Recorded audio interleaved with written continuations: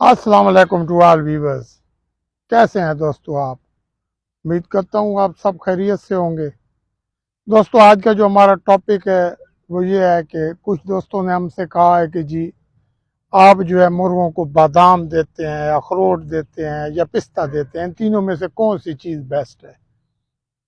कौन सी ऐसी चीज़ है जिससे इन तीनों में आप समझते हैं कि नुकसान जिसके कम है और आप ये समझते हैं कि ये चीज़ जो है ये बेस्ट रहेगी? तो दोस्तों, सिंपल सी बात है, बादाम जो है अपनी जगह पे बेस्ट है, अखरोट जो है वो अपनी जगह पे बेस्ट है, और वो जो तीसरी चीज़ है भाई क्या कहते हैं, पिस्ता, वो अपनी जगह पे बेस्ट है। तो जो पिस्ता है ना, इन सब में वो एक ऐसी चीज़ है जिसका कोई नुकसान नहीं है। पिस्ते का जितना मर्जी आए आप मुर्गे को खिलाते रहें, 5-5 दाने, 20 दिन, 25 दिन, 30 दिन, कोई फर्क नहीं पड़ेगा। जो अखरोट हैं उसका भी इतना नुकसान नहीं है। लेकिन जो बादाम है, ऑफ कोर्स सर्दियों में बादाम जो है जब आप अपने मुर्ग को खिलाएंगे ज़्यादा तो आपका मुर्गा थोड़ा सा जो है ना, वो जो पंजाबी में कहते हैं ना गिला होता है, यानी गिले के मुराद ये होता है कि जाम होता है। तो ये होता है बादाम का नुकसान।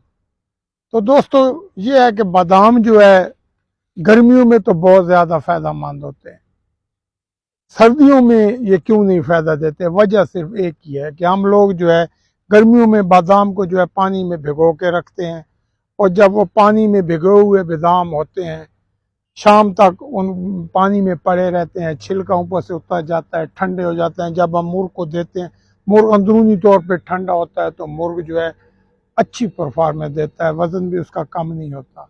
जबकि सर्दियों में हम यही रूल जब लागू करते हैं, बादाम जो है उसको पानी में भिगो के रखते हैं और फिर जब उतार के देते हैं ठंडा, बाहर भी ठंड होती है, नतीजा क्या होता है, आपका मुर्गा जो है वो जाम हो जाता है।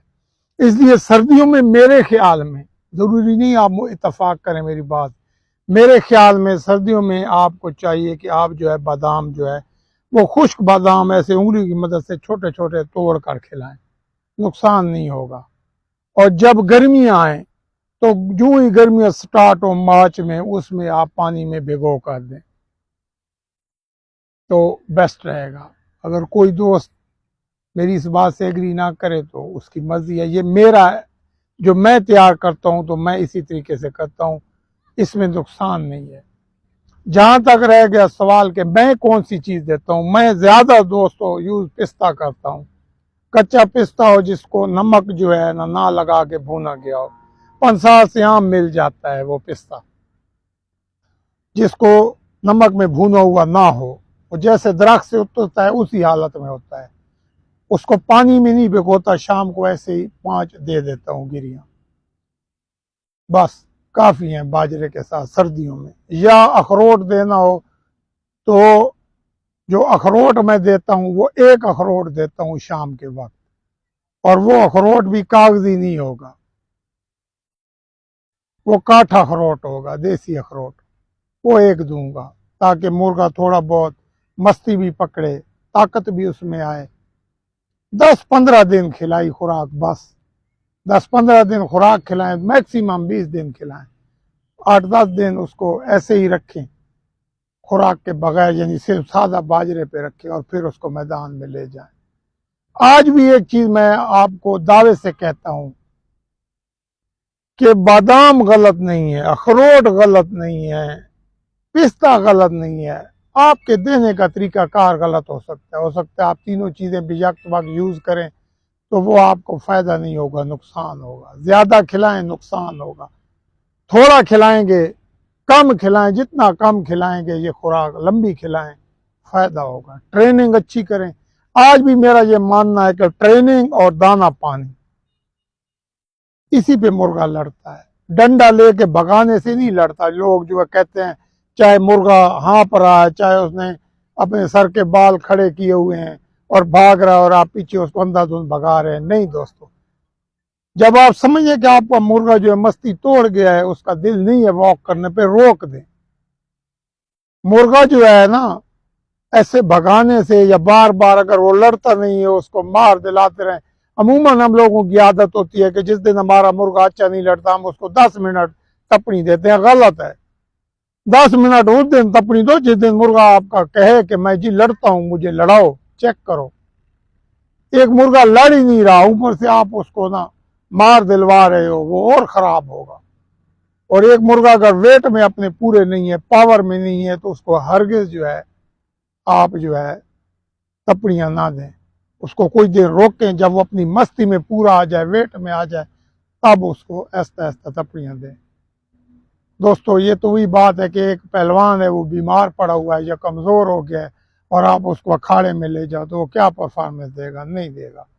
सिंपल सी बात है, जब वो आपका मुर्गा फिट हो, मस्त हो, तब जाके उसकी ट्रेनिंग भी कराओ, उसकी वर्जिश भी कराओ।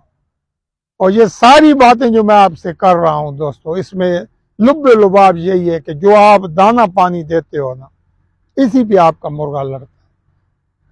अपना दाना इतना दो कि सुबह आपका मुर्गा खाली हो और वो ता वाली मैली बिट्ठे जो है वो करे, जो ब्राउन कलर की होती हैं, पीले रंग की होती हैं, वो बिट्ठे सुबह कर दे, तब आप समझ सकते हैं कि आपका मुर्गा जो है मेडिकली फिट है, उसमें कोई रोला नहीं है। एक मुर्गा आपका सुबह जो है वो ता वाली बिट्ठे भी नहीं करता, मैलियां भी नहीं मारता, तो आप समझ लें कि आपके दाना पानी में गड़बड़ हो रही है। और अगर आप ये समझें कि चर्बी आ रही है तो खुराक थोड़ी कम कर दें। दोस्तों, ये सारा आपकी समझ पे काम करता है।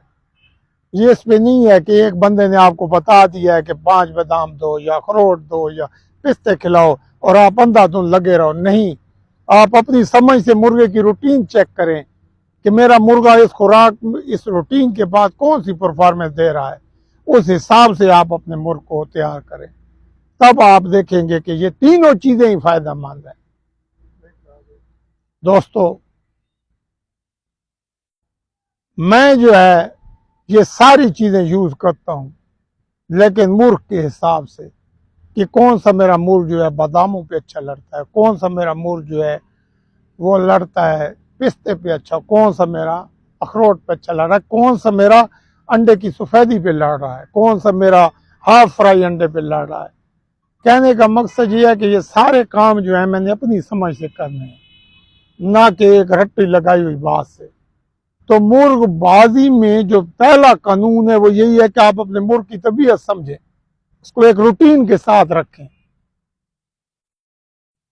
आपको वाज़े तौर पर ये फर्क नजर आ जाएगा कुछ अरसे के बाद कि आपके जो परफॉर्मेंस है वो बेहतर हो रही है, जब आप इन असूलों पर चलेंगे जिनसे जो बातें मैंने आपसे की हैं। तो दोस्तों, हमारी आज की वीडियो अगर आपको अच्छी लगे तो उसको लाइक और शेयर ज़रूर कीजिएगा। इजाज़त चाहते हैं नारे के साथ कि शौक और शौकीन दोनों सलामत रहें। बहुत शुक्रिया। अल्लाह।